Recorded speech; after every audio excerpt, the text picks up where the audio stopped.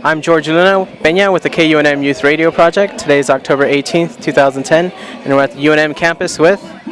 Brian Hardgroove, Public Enemy. Great, thanks for being with us, Brian. Oh, it's my pleasure. Thanks for having me. So, Brian, I have a quick question for you. What do you think is the relationship between music and social change?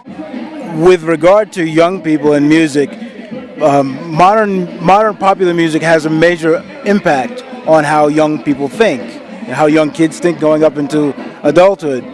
So if an artist has a political message, whether it's overt or hidden, it gets in. Unfortunately, many politicians have become more entertainer than a public servant. So when that line gets blurred, it's very important for those that really have an impact on the minds of young voters, like someone like Bono or like Chuck D, my boss.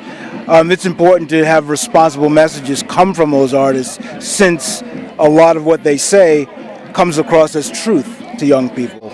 Great, thanks. And then can you maybe talk a little bit about why you think it's important for young people to get involved in elections statewide and, of course, across the nation? Sure. Let's look at your home. Let's look at the country as your house. We've had a number of presidents since I've been a kid. Some of them I've agreed with, some of them I disagreed with. But he is the president of the country. This is my home. This is our home. I go around the world and I'm a representative of this country, whether I want to be or not, which I love to be. So it's important for young kids to get involved and tell whoever the president might be, this is what we think needs to be done, okay? We don't like when you do this. We don't like when you affect our neighbor that way. Or we don't like the fact that you've closed off the whole house and the neighbors can't even come by to say hello, or whatever it might be. That's why it's important for young people to be involved. It's your world to run and solve the problems, create the opportunities. Young people have to be involved. It's their home.